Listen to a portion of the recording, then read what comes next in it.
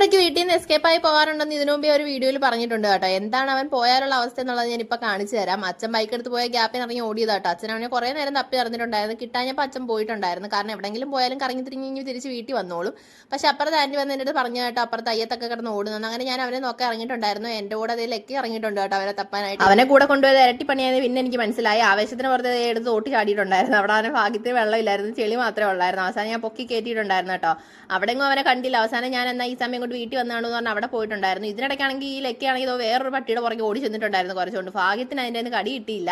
അവസാനം ഞാൻ അപ്പുറത്തെ ചേച്ചിയുടെ വീട്ടിലാക്കിയിട്ട് പിന്നെ കുട്ടൂനെ തപ്പാൻ പോയി കേട്ടോ. ഇതിനിടയ്ക്കാണ് ഇതേവരുടെ വീട് തപ്പിപ്പിടിച്ച് വന്നിട്ടുണ്ട്. എന്തായാലും ലെക്കിനെ ഞാൻ അങ്ങനെ വീട്ടിൽ ഇട്ടിട്ട് ഒന്നുകൂടി ആന്റിയുടെ വീടിന്റെ ബാക്ക് വശത്തൊക്കെ പോയി നോക്കിയപ്പോൾ എന്തായാലും അവിടെ നാളെ കിട്ടി കേട്ടോ. ബാ മോനി ബാ, ഇടഞ്ഞു ബാ, ഓടി വാ, അടിക്കത്തില്ല കുഞ്ഞിനെ ബാ. ഓന്റെ കോലം കണ്ടാ, അയ്യോ വാ പൊന്നെ, വാ വാ കുഞ്ഞിന് വാ, ഓടി വാ, അടിക്കത്തില്ല കേട്ടാ. ആ ഓടി വാ, ഇപ്പൊ തരാടാ പന്നി നിനക്ക്. ഇനി വാ, ഇനി വാ.